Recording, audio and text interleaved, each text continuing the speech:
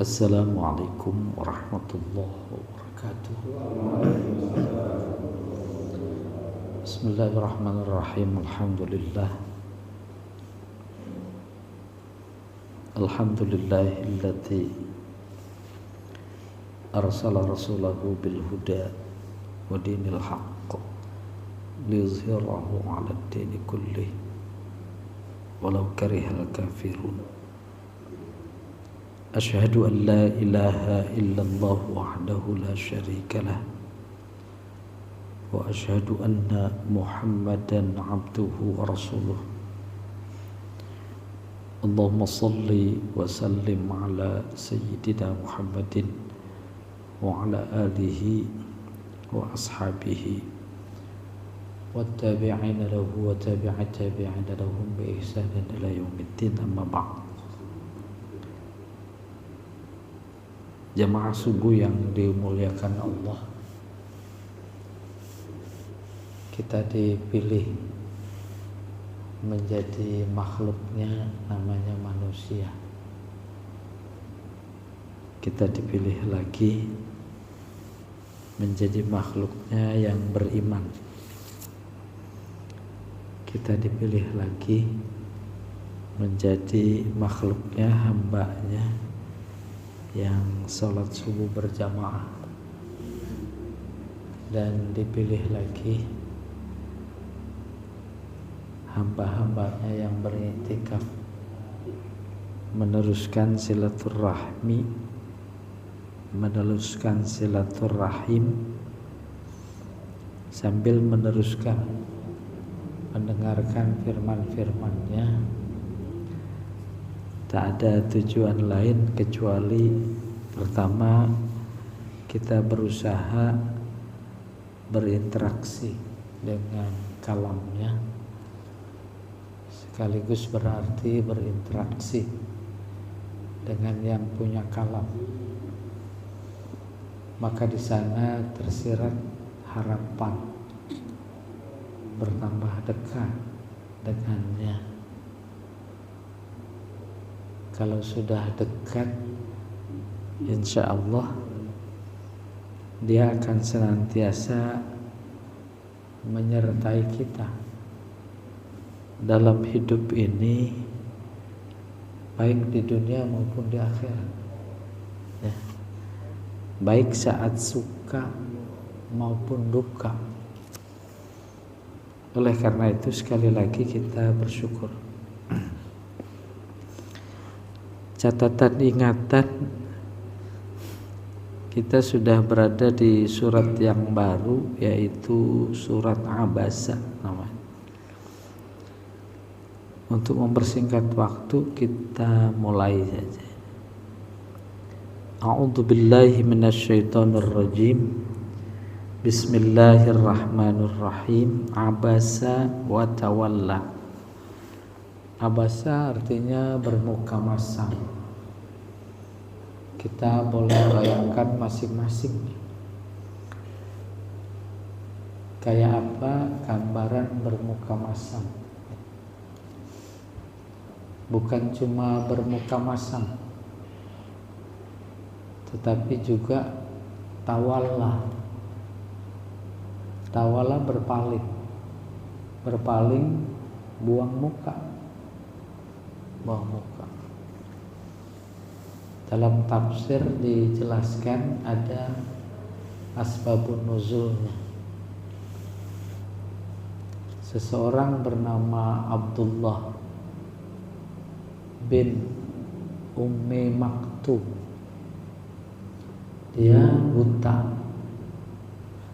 bergegas dari kejauhan, ingin ketemu Rasulullah. Ketemu mau ngapain? Mau minta diajarin apa saja yang diterima dari Allah.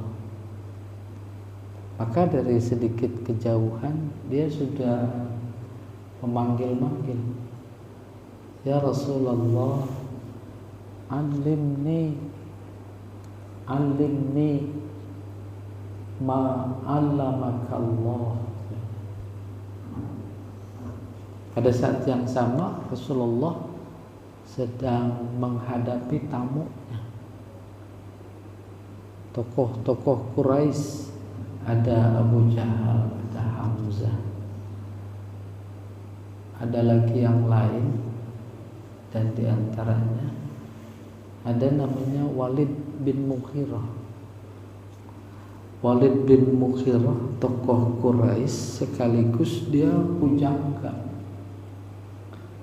yang kemudian terpilih oleh kalangan Quraisy untuk bertemu Nabi, menandingi Al-Quran Nabi. Itu namanya Walid bin Mughirah. Punya anak namanya Khalid. Jadi Khalid masuk Islam jadi pahlawan terkenal yang diberi gelar namanya siapa ya? Saifullah, Khalid bin Walid.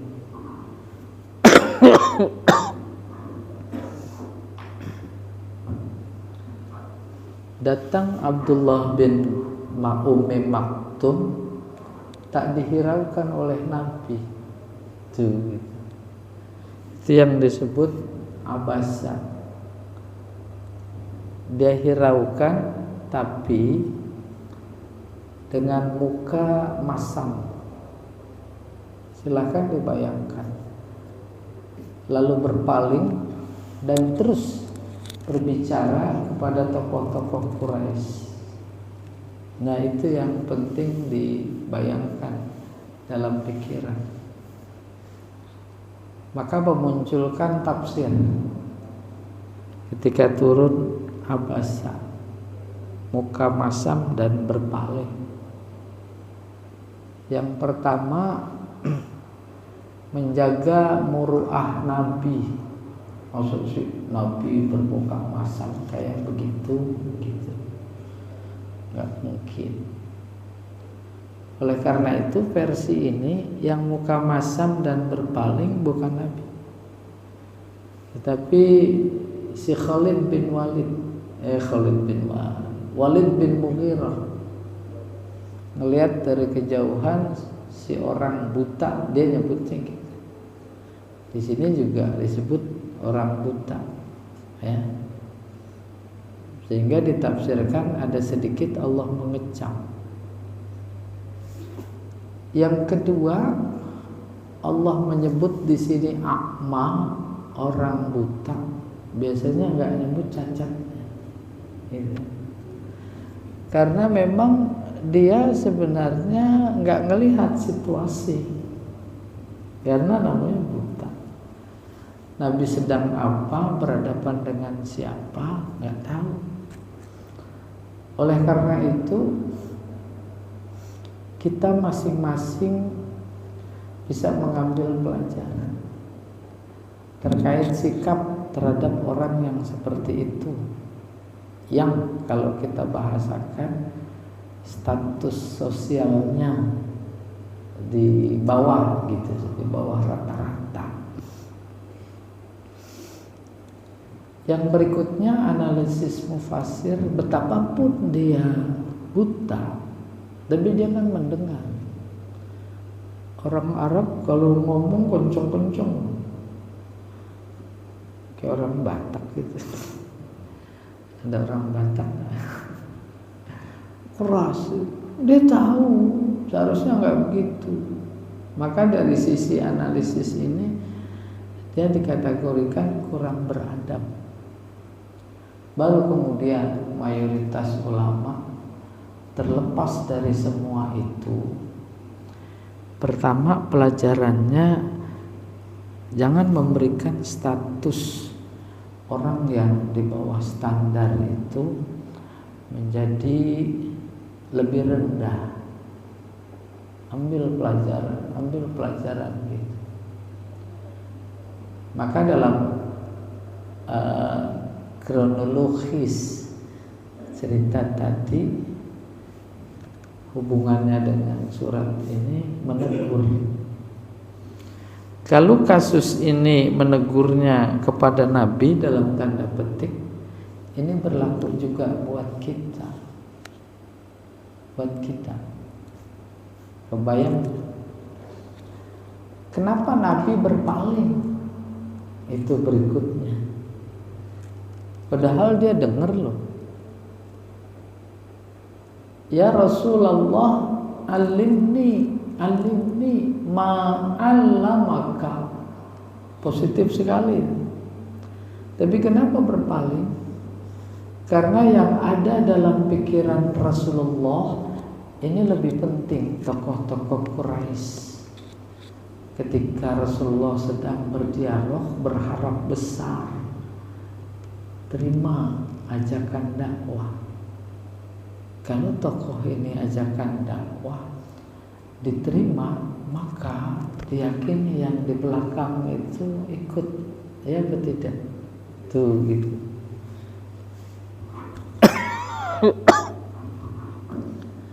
Jadi kita timbang-timbang insyaallah.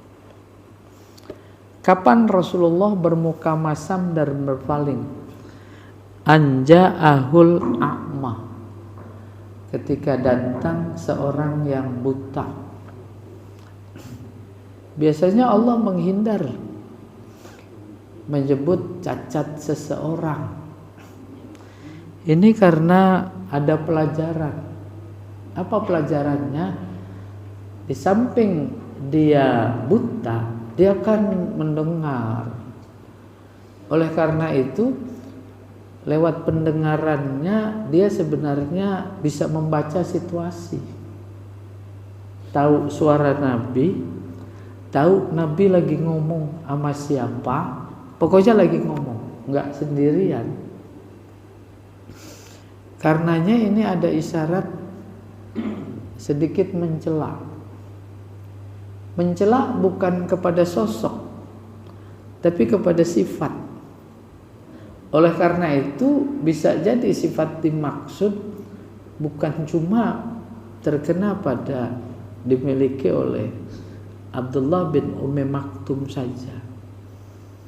Apa pelajarannya? Mau berbicara, mau bertanya, dulu, sekarang, dan akan datang, sesuaikan sama situasinya.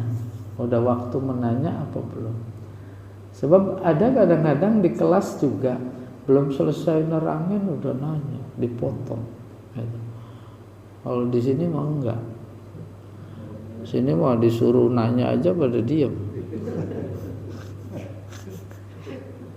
Enakan denger katanya. Wa ma yudrika la'allahu yazakka. Teguran kepada Nabi. Apa yang membuatmu tahu sehingga kamu masam dan berpaling? Padahal bisa jadi dia minta diajarin. Yazakka diajarin. Dapat ilmu dari Nabi, kemudian dirinya menjadi yazakka, bertambah bersih. Bersih dari apa? Dari kemusyrikan. Ketika kita mempelajari Al-Quran atau pelajaran agama yang lain, hadiskah, fikihkah, rasa-rasa menjadi tambah bersih apa tidak? Tuh gitu. Informasi bertambah, maka aura positif terhadap agama menjadi bertambah. Otomatis mereka-mereka yang membenci agama, kita ikut benci apa enggak? Wih, benci lah. Kayaknya temenan ya. Kesel gitu. Ya, kesel. Kata agama, jangan pada bohong. Jangan pada munafik. Jangan pada sombong. Mentang-mentang berkuasa. Ada yang begitu. Nah, kita enggak respect. Itu juga kategori yazakka, membersihkan diri dari sifat-sifat tadi, yang ujungnya nanti musyrik. Bagaimana melawan kemusyrikan dalam diri ini? Ilmu. Bukan sembarang ilmu, ilmu yang memang berfungsi membersihkan. Kayak apa ilmunya? Ilmu yang didasari oleh iman. Bagaimana itu ilmu yang didasari oleh iman? Kita yakin seyakin-yakinnya beriman semua ilmu dari Allah. Nggak ada dikotomi ilmu dunia, ilmu akhirat.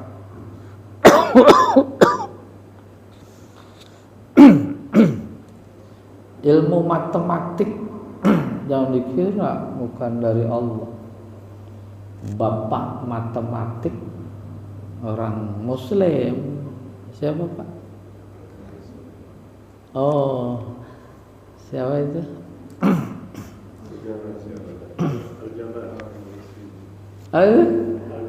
Tuh Al-Jabar, Al-Jabar dan lain-lain ya. Semua. Baru perang salib umat Islam kalah diboyong. Semuanya buku diboyong. Yang gak diboyong dibakar. Diceburin di Sungai Tigris. Sungai Tigris sampai hitam karena tinta buku.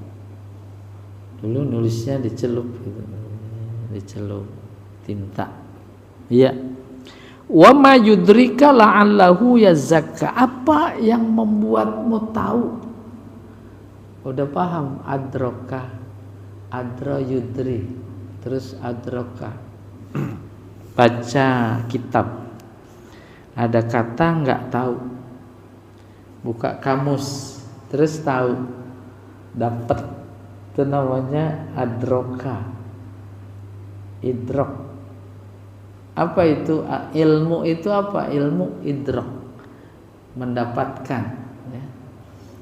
Ada kebakaran di Islamic Center. Apa sebab yang sebenarnya? Apa karena mau tahlilan gitu? Cari, dapat. Itu namanya adroka atau adro yudri atau adroka yudriku. Idrok. Banyak para petualang keimanan mencari tahu tentang Allah lewat ilmunya. Para filosof mencari tahu lewat filsafat. Para sufi mencari tahu lewat tasawuf. Semakin tinggi petualangannya, semakin tahu apa semakin tidak tahu? Semakin tidak tahu. Abu Bakar ditanya, apa itu ilmu? Yang tadi artinya idrak. Ma huwal idrak? Al-idraku huwal ajzu anil idrak. Tahu itu adalah tak tahu. Ajzu artinya lemah. Tahu itu adalah lemah dari tahu. Kayak begitu ilustrasinya. Ada pasien datang ke dokter, didiagnosa, waduh, ini harus saya rujuk ke dokter spesialis. Tapi si pasien saya naik ke ustadz. Pas didiagnosa oleh ustadz, saya coba obati. Pertanyaannya, yang tahu yang mana? Yang nggak tahu apa yang tahu? Hah? Itu yang nggak tahu itu tahu. Buktinya apa? Saya rujuk ke dokter spesialis. Tahu itu dia. Lah ini ustadz disuruh ngobatin itu TBC gitu orang. Saya coba. Ya nggak apa-apa, kalau sembuh sih bawa ke sini ustadznya. Ini banyak yang sakit. Oke. Wa ma yudrika la'allahu yazakka. au yadzakkaru,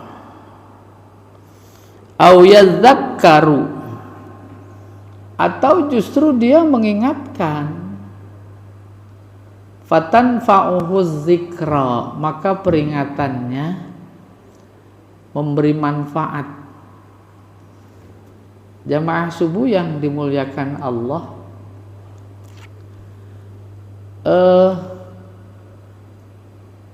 manfaat yang diperoleh di majelis ini saya lebih banyak ketimbang Bapak Ibu sekalian. Paham itu? Dan yang banyak menjadi bertambah banyak lagi kalau banyak yang nanya. Ya tidak? Abdullah bin Ummi Maktum mau nanya, minta diajarin. Kata Allah, kenapa diplengosin gitu, nggak diterima? Bisa jadi dia mengingatkan engkau yang tadinya engkau nggak tahu. Tuh gitu. Oleh karena itu muncul pertanyaan yang tak ada dalam pikiran saya, umpamanya siapa saja. Bermanfaat apa tidak? Bermanfaat. Jadi keluar apa yang tersimpan dalam ingatan. Iya.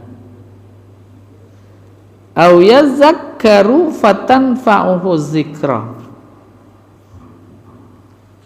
Ayat 1 sampai 4 Allah cerita Abdullah bin Ummi Maktum hubungannya dengan Nabi atau Nabi hubungannya dengan Abdullah bin Ummi Maktum. Baru berikutnya cerita itu tamunya. Amma manistaghna, adapun tuh orang-orang yang sombong, tamunya. Istagna sebenarnya artinya bukan sombong. Istagna dari kata ghani. Ghani itu apa? Kaya. Kaya bahasa lainnya nggak butuh. Ya dah? Lo kaya 9 naga butuh nggak sama kita? Nggak butuh hanya. Maka terus ada benang merah dengan sombong apa tidak? Tuh gitu. Tidak butuh dimaksud bukan cuma dari aspek material, tapi dia menjalar, menular, menjadi membentuk sikap yang immaterial, yaitu sombong. Aku bisa buat apa saja, gitu, karena aku punya uang. Ya tidak? Aku mau bunuh bisa itu, ada uang. Aku mau pindahin Monas bisa apa enggak? Bukan digotong. Nah, tuh gitu. Oke? Apapun ya dasar pemikiran serta alasannya. Kayak begitu sikap tingkah laku musyrikin Mekah. Dikomandani oleh suku terkenal, termulia, Quraisy. Maka ketika saat itu senantiasa kafir itu selalu pakai kata Quraisy. Kafir Quraisy. Gitu. Amma manistagna, adapun yang sombong, fa antalahu tasodda. Engkau malah justru merespon luar biasa. Tasodda tadinya bukan merespon, menggema. Kita berteriak di gedung tertutup itu namanya menggema. Besok mau maulid disebar undangan, maka peringatan menggema apa tidak? Tuh. Jadi diartikan respon sekali Nabi. Allah yang bilang fa antalahu tasadda wa ma alaika alla yazakka. Enggak usah keterlaluan gitu kurang lebih. Kewajibanmu cuma membuat siapa saja menjadi bersih dari sifat syirik, ya. Baru cerita lagi Allah kepada tentang itu. Abdullah bin Ummi Maktum. Wa amma man ja'aka yas'a. Adapun orang yang datang bergegas menuju engkau, yaitu Abdullah bin Ummi Maktum. Wa huwa yakhsha. Dia itu yakhsha, yang ini sombong, yang ini yakhsha. Yakhsha dulu sudah saya terangkan. Insya Allah udah pada lupa. Ada khauf, takut tertimpa musibah, itu khauf. La takhaf, Abu Bakar dibilang gitu, jangan takut. Tapi kalau yakhsha takut juga. Takutnya gimana?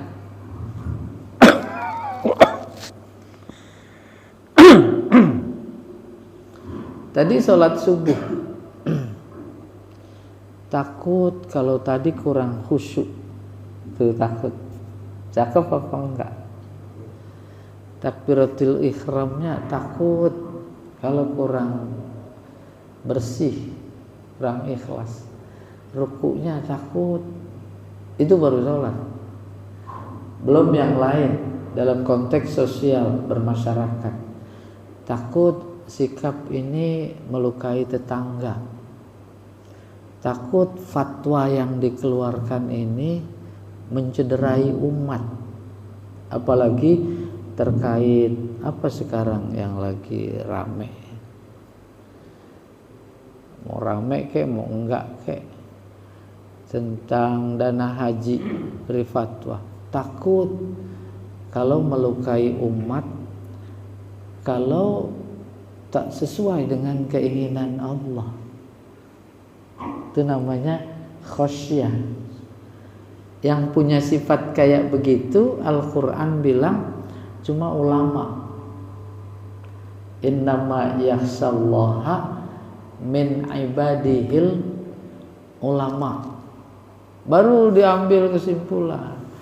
Al-Quran sama sekali memberikan informasi tentang ulama bukan yang doktor, bukan yang profesor, bukan yang kiai haji, bukan. Itu yang takut. Ada kiai haji, profesor, doktor lagi umpamanya, tapi sesuai selera. Nah, kan menjadi mengerikan, ya betul tidak? Sehingga ketika muncul ada fatwa-fatwa kontroversi di majelis-majelis taklim, selalu muncul pertanyaan, jadi yang ulama yang mana sih? Soalnya ulama pada berantem. Sebelah kanan banyak ulama, sebelah kiri banyak gak? Banyak ulama. Tuh nanya, itu dia kebenaran, kehebatan pesan Nabi. Kalian tak akan sesat kalau kalian berpegang teguh kepada Al-Quran. Nah, enak sekali. Maka Al-Quran itu pegangan. Dibahasakan oleh Al-Quran memang tali. Wa'tasimu bihablillahi. Pegang teguh, ya. Faulik, ada Al-Quran di rumah. Di mana naruhnya? Tuh, mudah-mudahan kita menuju ke sana, ya. Wa huwa yakhsha fa anta anhu talaha. Masih teguran Nabi. Ternyata engkau terhadapnya malah lalai. Ini jangan Nabi aja jadi objek. Nabi jadi objek ajaran. Maksudnya Allah mengajarkan kepada kita. Nabi dijadikan alat, harus mampu memahami itu. Ada orang meninggal, itu lagi disayang Allah. Kenapa? Dia dijadikan alat. Maka saudara yang daripada berantem silaturahim apa enggak? Datang semua. Tuh. Bagaimana agama kita mengajarkan supaya mampu mengambil pelajaran yang menurut kasat mata dalam tanda petik negatif, menjadi luar biasa mengerikan, padahal mati kan perbuatan Allah. Mana mungkin ada perbuatannya negatif. Oleh karena itu bahasanya dia sedang dimuliakan. Kenapa? Karena dipakai oleh Allah untuk menasehati kita yang masih hidup. Ini ada di antara jamaah yang dipakai sama istana aja. Terserah mau istana mana kayak. Tuh, bangga apa enggak? Dia, yang lain enggak. Karena kelebihannya. Apalagi diangkat jadi pejabat gubernur. Hebat enggak? Hebat. Jadi demikian rumah. Nah, ini Nabi banyak jadi objek di sini. Dia dijadikan alat menyampaikan ajarannya kepada kita sekalian. Fa anta anhu talaha. Talaha lalai. Udah kebayang lalai. Azan berkumandang, entar dulu ah. Tanggung lagi sekak. Tuh. Mengejar keuntungan duniawi. Itu belakangan ada tamu di rumah. Orang tua datang dari kampung. Entar lalai. Maka surat At-Takasur itu awalnya lalai. Alhaakumut takasur. Berbangga-bangga mencari menumpuk kehidupan dunia. Alhaakum, membuat kamu lalai. Setelah dapat janji dalam hati buat masjid sekian, terus setan bisikin, "Talah kan besok dapat lagi." Ya betul tidak? Terus, oh iya ya, benar juga. Itu jadi lalai dengan Nabi segitu saja tuh dianggap lalai. Ya. Belum lagi dan dalam konteks rumah tangga. Ketika anak kita nggak bisa baca Quran, lalai apa enggak? Ketika anak kita nggak bagus sholatnya, lalai apa enggak? Terus ditumpuk kelalaian. Nanti satu saat kita muncul pikiran, kalau kita sudah meninggal, dia bisa nggak nyolatinnya? Dia bisa nggak ngedoainnya? Tuh, dia mah nggak salah. Yang salah kita. Maksudnya makna yang dikandung oleh talaha. Padahal kelalaian Nabi menurut rasio itu beralasan. Gitu. Oke, kalla tidak sekali-kali seperti yang ada dalam pikiranmu. Allah jauh lebih tahu. Itu pikiran kita cetek, bahasa kerennya relatif. Boleh jadi pikiran yang ada ambisi. Kalau tokoh-tokoh ini menerima dakwah, maka orang di belakangnya akan ikut relatif. Itu Nabi. Apalagi modal kita, kalau umpamanya menggagas satu konsep luar biasa, relatifnya lebih kuat. Apalagi motifnya nafsu politik, ekonomi untuk dirinya dan kelompoknya, relatif sekali. Maka kembali kepada Nabi di sini, diancam seolah kalla, tidak. Apa pelajaran buat kita? Siapapun kita, apapun jabatan kita, ketika mengambil sebuah kebijakan harus tetap berstandar kepada Al-Quran dan hadis. Idealnya begitu. Sehingga relativitas pikiran menjadi tertopang. oleh wahyu, oleh Al-Quran. Apa kata Allah? Innaha tazkirah.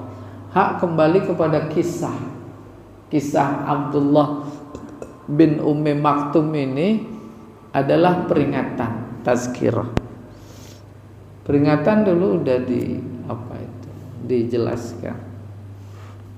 Banjir, separuh jalan ketutup, semua jalan ketutup air, separuh lubang. Maka nggak kelihatan lubang. Kita berkendara kayak begini panjang, masuk ke lubang. Maka dikasih peringatan, kayak gitu tuh makna peringatan. Peringatannya sebenarnya cuma tali rapia, tapi pengaruhnya, maknanya dalam, bermanfaat. Andai kata tidak ada peringatan, di mana fungsi Nabi dikirim sebagai pengingat, terus kita terjerembab, udah bahaya, maki-maki lagi. Kenapa sih kok nggak ada yang ngasih peringatan? Tuh. Nah, fenomena yang ada terhadap peringatan bukan semakna hanya sekedar tali rafia akan terjerembab pada lubang, tapi nanti terjerembabnya ke neraka. Dikirim tuh Allah gitu, ngirim peringatan. Bukan cuma nggak diterima, tapi ditolak, diabaikan, bahkan dimusuhi. Mengerikan apa enggak? Akhirnya kalau kita merenung, udahlah cepetan turunin aja azab gitu. Ya tidak. Emosi yang paling dalam dilatar belakangi oleh ketidakmampuan. Sedikit lagi nih. Faman syaa zakarah. Siapa saja yang Allah kehendaki zakarah, maka dia akan mengingatkan. Sudah kebayang kayak apa proses Allah mengingatkan kita? Allah diam saja, dia sebenarnya sudah mengingatkan. Seluruh instrumen yang Allah berikan pada kita, mulai dari kaki, tangan, mata, hidung, telinga, mulut, bibir, paling dahsyat adalah otak. Itu adalah bentuk peringatan Allah terawal. Baru kemudian ke sini, oh iya, jadi tambah. Lewat peristiwa dalam konteks ini Abdullah bin Ummi Maktum. Peringatan. Silahkan ambil pelajaran sesuai dengan adab Al-Quran. Faman syaa zakarah. Siapa itu yang dikehendaki diingatkan? Yaitu yang dirinya mau diingatkan. Al-Quran ini zikr, peringatan. Buat siapa? Buat yang mau memfungsikan Al-Quran sebagai peringatan. Betapapun dia tidak iman, tetapi dia paham Al-Quran, maka dia berfungsi menjadi peringatan. Betapapun dia beriman, tapi tak menjadikan Al-Quran sebagai pengingat, maka enggak jadi. Oleh karena itu, faman syaa, orang yang dikehendaki, yaitu yang dirinya menghendaki, maka ini berfungsi jadi peringatan. Allahu a'lam bishawab. Cukup dulu ya, mudah-mudahan pada pertemuan akan datang kita diberi kesempatan lagi menyelesaikan ini surat Abasa, terus surat At-Takwir, surat Al-Infitar. Tuh pasang niat. Besok dipanggil. Gimana? Dapat? Ya, silakan Pak.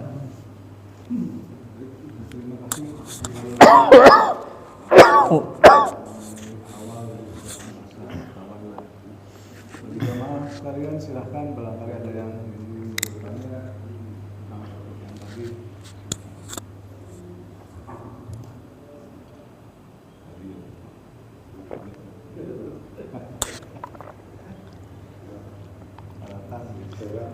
Ya, silakan. Assalamualaikum warahmatullahi wabarakatuh. Tadi indikasi Pak Abah bilang ya, kalau di sini jangan nanya gitu, nanya aja nggak mau. Saya kan berusaha untuk bisa bertanya di situ. Berkaitan dengan surat Al-Baqarah ini, karena kita ini belum selesai membahasnya, untuk tingkat sampai ayat ke-12 ini merupakan teguran Allah kepada Nabi Muhammad bahwa kita jangan mengabaikan sesuatu yang seseorang menghadap ke kita. Jadi kita ambil kesimpulan bahwa kita jangan sombong, hanya itu saja. Kita jangan sombong, jangan mentang-mentang kalau orang sekarang gua punya jabatan, gua punya harta dan takhta, itu tidak boleh sombong. Dan Allah juga sekarang ini sudah memperlihatkan orang sombong jatuh, tergampang membalikan telapak tangan. Jatuhnya seorang Allah bagaimana kehendak Allah semuanya, karena Allah sudah di abad ini sudah terlihat bahwa dari 1 sampai 12 saja sudah Allah saja menegur, apalagi orang seperti itu yang bukan nabi. Itu aja mungkin. Iya, saya komentari dikit. Bahasa Al-Qur'annya istikbar, fastakbaru, istikbar, sombong. Mulanya artinya kaburo. Kaburo kabir, besar. Besar. Menganggap dirinya besar, yang lain lebih kecil, itu sebenarnya. Sombong. Nih besar nih. Besar-besar. Yang lain kecil katanya. Bahkan ada hadis qudsi, siapa yang berani sombong berarti kata Allah dia memakai sorbanku. Kita pakai sorban Habib Rizik aja nggak berani. Itu banyak pasukannya kalau nggak digencet gitu kan. Songong gitu. Ya demikian, terima kasih komentarnya Bapak. Pak Khalid silahkan.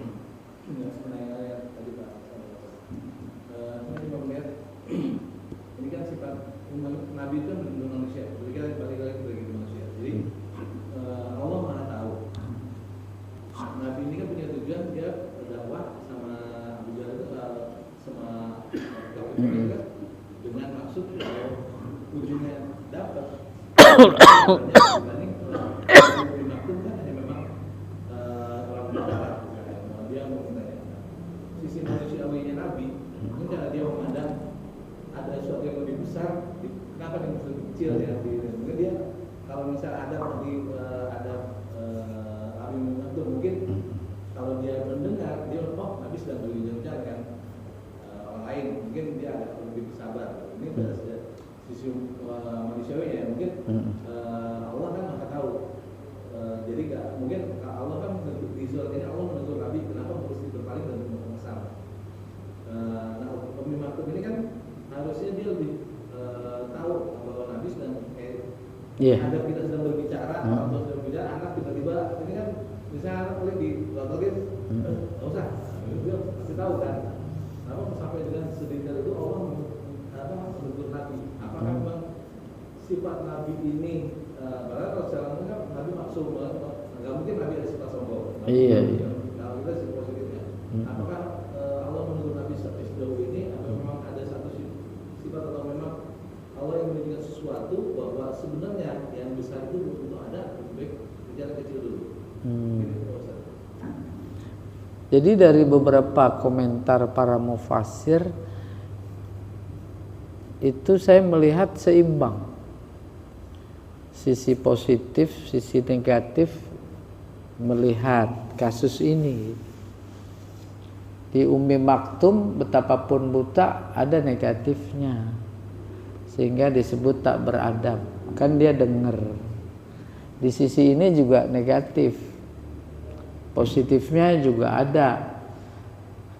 Berharap kalau ini tokoh terima dakwah maka banyak orang. Tuh positif. Negatifnya membuat Nabi menjadi berpaling. Itu menjadi bukan domain kita. Kita tak diminta untuk memikirkan hal itu.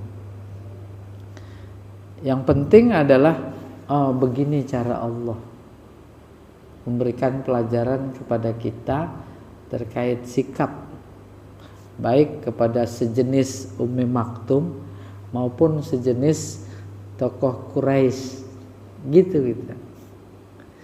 Apalagi ada pejabat-pejabat yang luar biasa, lebih mengedepankan wong cilik gitu kurang lebih ya. Ini ada wong cilik nggak sih?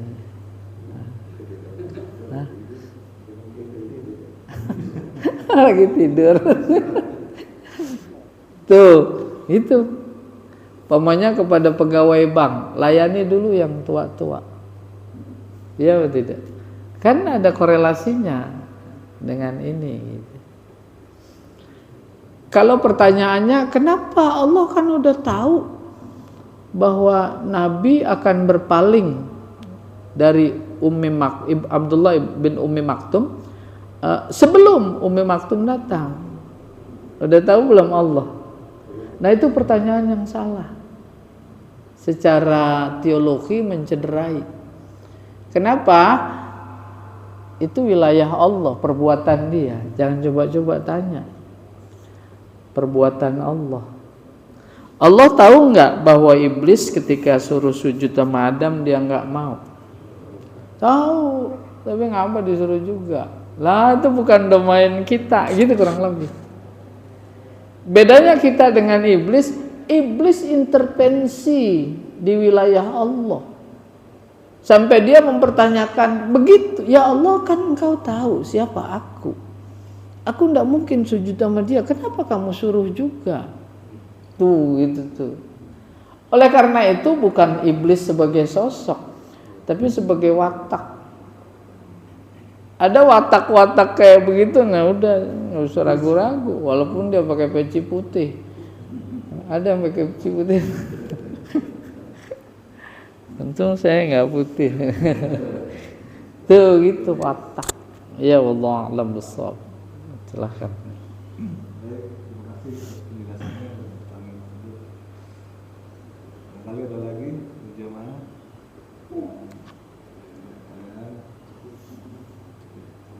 Baik, kalau misalnya tidak ada lagi,